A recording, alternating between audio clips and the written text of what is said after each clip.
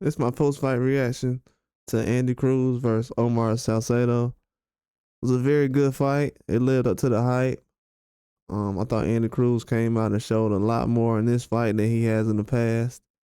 He hasn't had a lot of fights in his pro career. I think it's only been 6 or 7 fights. I think this is his 7th fight so far.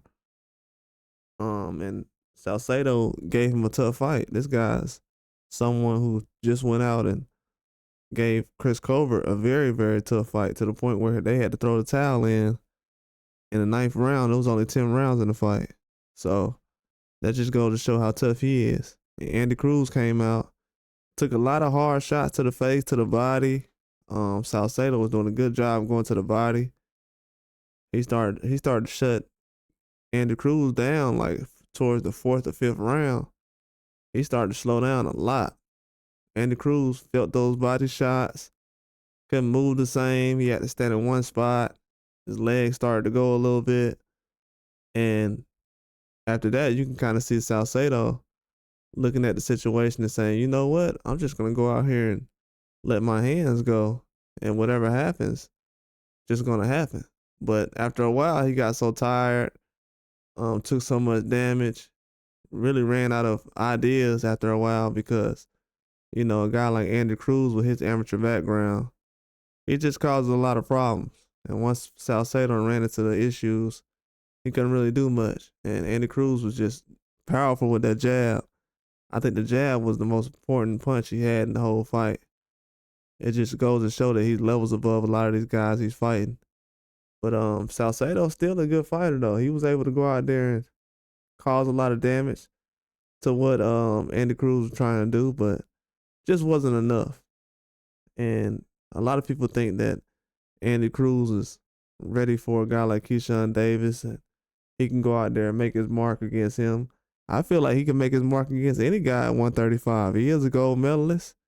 He is somebody with a lot of fights in amateur background and a lot of experience. He's at the age right now, 28, 29, where he's able to do whatever he wants in his pro career.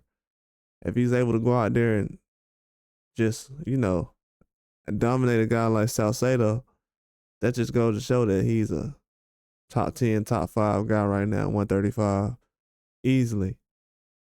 With this performance, he definitely is. It's not easy to go out here and dominate a guy like he did just in this fight.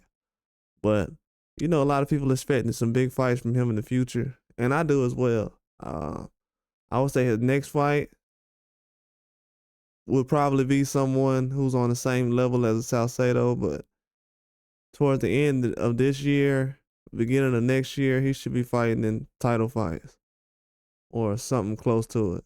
Like, the division is just too good right now.